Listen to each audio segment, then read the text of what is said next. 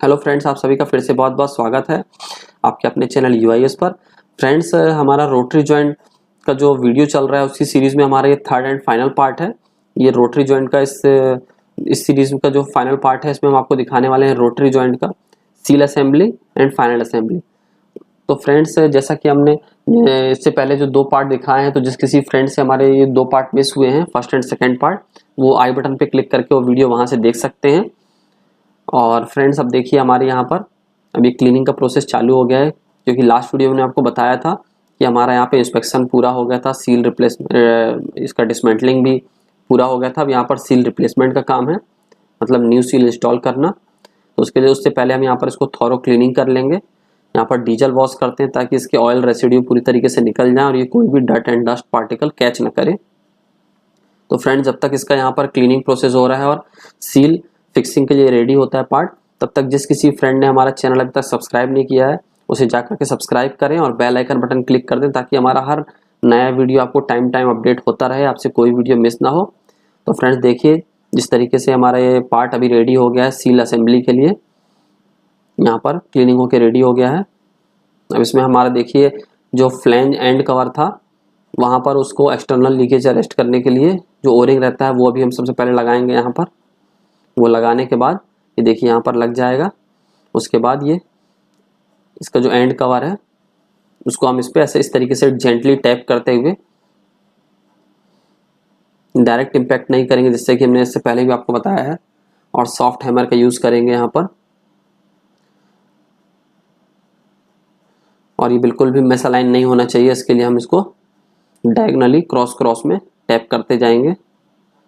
देखिए हमारा इस तरीके से बिल्कुल इजीली फिक्स हो गया। तो हमारा ये सॉफ्ट वाला पार्ट रेडी हो गया। अभी देखेंगे हम इसका जो केसिंग है, केसिंग में जो गैलरी में हमारी जो सील्स लगती हैं वो हम फिक्सिंग चालू करेंगे। ये मैकेनिकल फीस सेल होती हैं। अब देखिए फ्रेंड्स, हमारा कोई भी हाइड्रोलिक या फिर कोई भी सील को जब इंस्टॉल करना है तो उसका प्रॉपर टेक्निक अगर पता रहेगा तो सील डैमेज होने के चांस बहुत कम रहते हैं और बहुत ही कम एफर्ट के साथ बिल्कुल ईजिली फिक्स हो जाती हैं वो। तो यहाँ पर देखिए हम आपको इसका तरीका दिखा रहे हैं। जैसा कि हम यहाँ पर सील फिक्स करते जाएंगे तो आपको उससे देख करके और अच्छी तरीके से क्लियर होगा कि सील फिक्स करने का क्या तरीका होता है, उसकी सही टेक्निक क्या होती है।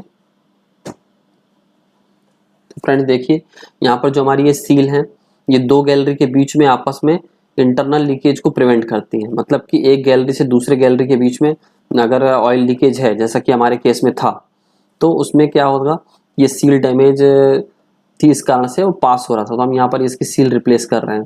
तो अगर हम कोई गलत टेक्निक यूज़ करते हैं और मे बी अगर सील पोर्शन जो है उसका सीलिंग पोर्शन है, लिप है, वो कोई डैमेज जाती है तो हमारा प्रॉब्लम सेम उसी तरीके से बना रहेगा। तो हमें सबसे पहले उसको सील का टेक्निक जानना होगा कि किस तरीके से उसको फिक्स करना है। तो देखिए हम आपको एक्सप्लेन करते हैं किस तरीके से। जैसे ये पर्टिकुलर ये सील किस तरीके से फिक्स की जा रही है, तो इसमें क्या होता है, पहले सील का एक पोर्शन उस ग्रूव की तरफ पुश करके रखा जाता है और दूसरे हाथ से उसके सारे सील के सराउंडिंग को धीरे धीरे उस ग्रूव की तरफ पुश किया जाता है, ताकि वो अपने एरिया में फिक्स हो जाए जहाँ पर उसको उसका स्टेप बना हुआ है फिक्स होने का। और उसके बाद फिंगर को चारों तरफ से घुमा करके चेक कर लेना है कि उसका कोई भी हमारा कोई लिप प्रोजेक्टेड तो नहीं है या कोई लिप डैमेज तो नहीं हुआ है फिक्सिंग के टाइम पे। देखिए उस तरफ से हमारी जो सील अप्रोच में थी वो हमने फिक्स कर दी है।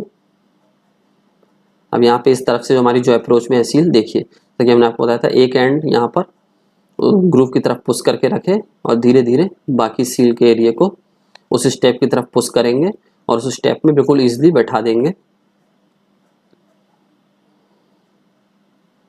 देखिए इस तरीके से हमारा सील इंस्टॉलेशन हो रहा है यहाँ पर। और उसके बाद सेम वैसा फिंगर घुमा करके इंस्पेक्शन कर लेते हैं।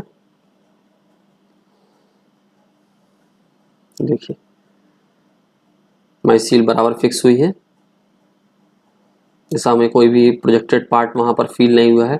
बट उसके बाद भी हम एक सॉफ्ट रॉड वहाँ पर ऐसा सराउंडिंग में राउंड ऐसा हमारा घुमा लेते हैं, ताकि अगर कोई भी बाई चांस कहीं पर भी कोई लिप या कोई सील का पोर्शन प्रोजेक्टेड है तो हमें पता चल जाता है, फील हो जाता है और अगर हल्का फुल्का है तो वो इस तरीके से बैठ भी जाता है। अभी देखिए हमारा जो एंड कवर का जो ओरिंग है, जो एक्सटर्नल लीकेज प्रिवेंट करने के लिए, यहाँ पर हम उसको रिप्लेस कर रहे हैं।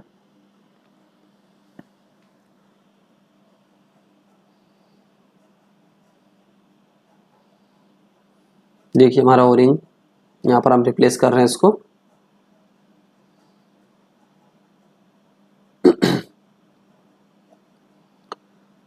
अब ये है हमारा डस्ट सील। तो डस्ट सील फ्रेंड्स यहाँ पर हमारा मेटल ग्लेडेड है, इसलिए हम यहाँ पर एक ग्रीस का फिल्म अप्लाई कर देंगे ताकि जब इसको फिक्स करें तो ये इजीली स्लाइड होकर के जाए, किसी भी तरीके की कोई डैमेज ना हो, जाम हो करके। इसमें थोड़ा सा सावधानी ये लेनी होती है कि इसको फिक्स करने के टाइम पे इसका सही तरीका ये है कि इसको इवन सभी तरफ से एक बराबर एंट्री करना है सील का। कोई एक पोर्शन पहले एंट्री करके दूसरी तरफ से पुश नहीं करना है, क्योंकि ये मेटल ग्लेडेड सील है तो सभी तरफ से एक बराबर एंट्री करते हुए अंदर स्लाइड होना चाहिए। इसका विशेष ध्यान रखना है।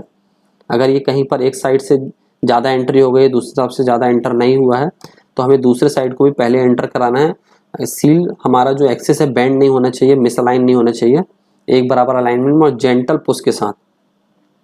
इसका एक्सटर्नल मेटल क्लेड वाला पार्ट भी डैमेज नहीं होना चाहिए, इसलिए बहुत ही जेंटल पुश या जेंटल टैप के साथ इसको हमें फिक्स करना है। देखिए नीचे चेक कर लेते हैं कि और गैप है, तो धीरे धीरे इसको पुश करेंगे। ये जहाँ तक एंड तक जा करके फिक्स हो सकता है वहाँ तक एंड तक फिक्स होगा। अब देखिए हमारा ये सामने वाली सरफेस थोड़ा सा ज़्यादा डाउन है यहाँ पर, इसलिए हमने इसको एज पुश किया है इसका। यहाँ पर स्क्रू ड्राइवर से हल्का जेंटल टैप करेंगे और इस तरीके से हमारी ये सील फिक्स हो जाएगी।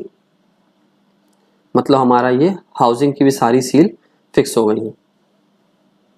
अब यहाँ पर देखिए हम एक ऑयल का फिल्म अप्लाई कर देंगे ताकि जब भी हम शाफ्ट इसके अंदर एंट्री करेंगे तो उस समय बिल्कुल ईजिली स्लाइड होकर के जाए, उनके बीच में कम से कम फ्रिक्शन हो, कोई भी पार्ट डैमेज ना हो या हमारा शाफ्ट किसी भी सील को डैमेज ना करे।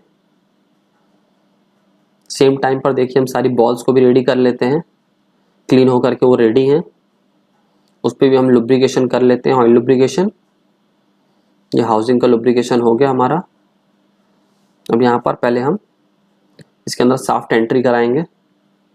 शाफ्ट एंट्री करने से पहले भी देखिए उस पर भी हम एक लुब्रिकेशन के लिए ऑयल का फिल्म कोट कर देते हैं ताकि ईजिली वो स्लाइड होकर के जाए, क्योंकि इसमें बिल्कुल फ्री जाना बहुत ज़रूरी है, बिल्कुल फंसना नहीं चाहिए है ये कहीं भी, क्योंकि थोड़ा सा इसके अंदर हमने आपको बताया था क्लीयरेंस बहुत कम रहता है। तो ये अगर हल्का भी इसका एक्सेस बैंड हुआ या मिस अलाइन हुआ तो ये फंस सकता है। तो बिल्कुल ईजिली स्लाइड होते हुए जाना चाहिए ये, इसलिए हम इसको देखिए सेंटर में इसको टैप कर रहे हैं और डायरेक्ट टैपिंग नहीं कर रहे हैं। अब देखिए फ्रेंड्स यहाँ पर हम इतना गैप मेंटेन रखने के बाद जब इसको हम शाफ्ट को फिक्स कर रहे हैं तो इतना गैप आ जाने के बाद जहाँ से कि हमारा बॉल इजीली अंदर एंटर हो सके उतना गैप रख के हमारी सारी बॉल यहाँ पर फिक्स कर लेने। वैसे तो इसका एक दूसरा प्रोसेस भी है कि शाफ्ट एंटर करने से पहले जहाँ पर ये स्टेप जहाँ भी बैठती है वहाँ पर ग्रीस के साथ उसको स्टिक करके होल्ड कर दिया जाए। बट बाई चांस शाफ्ट जब एंट्री कर रहे हैं उस समय पर मे बी जब हम उसको टैप करते हैं तो हो सकता है कोई बॉल उस होल जहाँ पर जो होल अपने शाफ्ट में जो होल्स हैं उसके अंदर एंट्री हो सकती है और हमारे देखने में मिस हो सकता है और हमें पता नहीं हो, और उसके बाद भी अंदर वो शाफ्ट के जो होल हैं उसके अंदर वो बॉल जा करके बैठ जाएगी, तो मे बी ज़्यादा प्रॉब्लम हो सकती है। तो सबसे ईजिली और सेफ प्रोसेस यही है कि इतना गैप मेंटेन रखने के बाद आप यहाँ से बॉल को अंदर एंट्री करा लीजिए, सारी बॉल्स को, जितनी बॉल आपने काउंट करके रखी हुई थी। और उसके लुब्रिकेशन के लिए, क्योंकि फिक्सिंग के टाइम पे जो भी थोड़ा मूवमेंट होगा तो ये बॉल्स ड्राई ना चले। ये देखिए हम यहाँ पर ऑयल यहाँ पर इसको अप्लाई कर देते हैं, ऑयल का एक कोट, और उसके बाद फिर वैसा ही जेंटल पुश या जेंटल टैप के साथ इसको फाइनल फिक्स कर देंगे। ये पूरी तरीके से फिक्स हो गया हमारा। और नीचे देखिए हमारा जो शाफ्ट का प्रोजेक्टेड पीस है वो इस स्लीव की वजह से डायरेक्ट इम्पैक्ट उस पर नहीं आ रहा नीचे। अब यहाँ पर देखिए ये रेडी हो गया ये वाला पीस। अब एंड कवर का जो भी हमारा सील है ओरिंग और बैकअप रिंग उसको रिप्लेस कर लेते हैं हम। यहाँ पर हमने पुरानी ओरिंग निकाल दी है। ये हमारा पायलट पोर्ट का सीलिंग के लिए है, जो कि अपर पार्ट से लोअर पार्ट की तरफ जो हमारा पायलट प्रेशर आता है उसका इंटरनल लीकेज सील करने के लिए होता है। देखिए यहाँ पर जो गाइड रिंग है उसको भी सेम उसी तरीके से पहले एक पोर्शन हम उसके स्लॉट में बैठा लेंगे जहाँ पर भी सील बैठती है, और बाकी को फिर जेंटल पुश के साथ धीरे धीरे उस शाफ्ट की तरफ पुश करेंगे, स्लॉट की तरफ पुश करते हुए हम पूरा इसको बैठा लेंगे और वही फिंगर ऐसा घुमा करके चारों तरफ चेक कर लेंगे कोई भी लिप प्रोजेक्टेड या डैमेज तो नहीं है। उसी तरीके से ओरिंग भी फिक्स कर देंगे। देखिए अभी ओरिंग फिक्स होके रेडी हो गया। अब इसका एक्सटर्नल लीकेज रोकने के लिए हमारा जो ओरिंग है एंड कवर में वो भी हमने लगा दिया। देखिए जब तक यहाँ पर हमारा ये थ्रस्ट वाशर और सर्किट लगा करके रेडी हो गया है, अब यहाँ पर हम इसको एंड कवर लगाएंगे। यहाँ पर इस पे भी हम लुब्रिकेशन अप्लाई कर दें ताकि उस सील को, जो कि हमारा ओरिंग और बैकअप रिंग है, उसको डैमेज ना हो। और मार्किंग का रेफरेंस लेते हुए ये एंड कवर हम लगा देंगे जैसा कि हमने मार्किंग किया था खोलने से पहले, ताकि इसका पोजीशन चेंज ना हो। अभी पूरी तरीके से फिट हो गया। अब इसके बोल्ट टाइट करके हम इसको मशीन पर लगा देंगे और उसका ट्रायल करेंगे। जैसा कि हमने आपको बताया था उसके सिम्टम्स थे कि वो वन साइड जा रही थी मशीन, उसका ट्रायल लेने पर हमें पता चलेगा ये प्रॉब्लम सॉल्व हुआ या नहीं। तो ये ट्रायल भी हो जाएगा हमारा। देखिए मशीन हमारी बिल्कुल सही चल रही है। तो फ्रेंड्स जुड़े रहिए हमारे साथ इसी तरीके के इन्फॉर्मेटिव वीडियो के लिए। मिलते हैं नेक्स्ट वीडियो में, तब तक के लिए आप सभी का बहुत बहुत धन्यवाद।